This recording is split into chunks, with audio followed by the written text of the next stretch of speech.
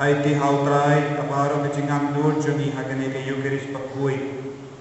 Tungin ang trang nagabenda ka jilpen sme jung kene ke yukeris pakui halo ki gasem jungi halo jungi rei pai rei.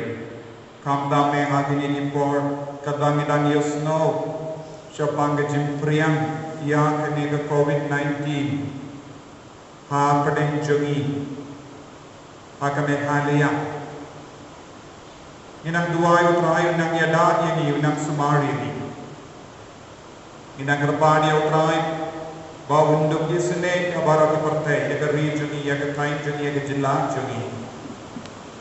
Inang dua unang gabenda ke jing tumu jong elaring berke ke sni kami tagasni.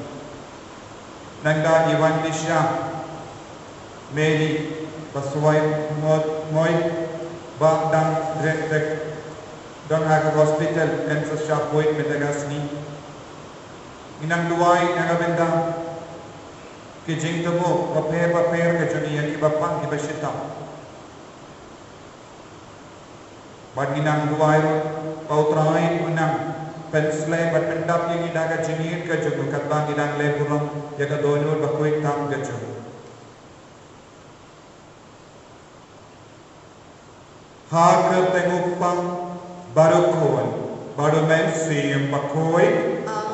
Kajingan e jomutrai jomi Yesus Kristus, bad kajingi jomoblay, lembad kajingi sulat jom mensi yang pakoi.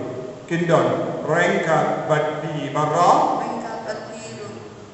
Kau himen kau pada mindagasni kabalak kenaburong yawu Barnabas pakoi apostol.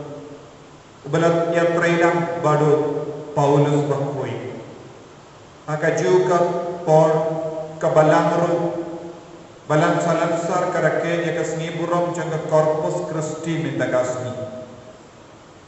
Hoi ni hangne ha northeast irake ha kasni utrai henre kabalang salansar kakinmao pat kapindrak rake ya kasni burong jangga Corpus Christi mindagasni.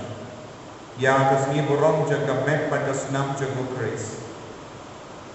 Nginangai ki hautrai ya bara ke jingam nur ke jumi ya ki pok kisan jumi lese ki pon im shimla burang bat eat ya Jesus ma ke yukeris bakui Yagi porbaro ngim shibla don ka jingi bat ka jingru yu blek ya Jesu.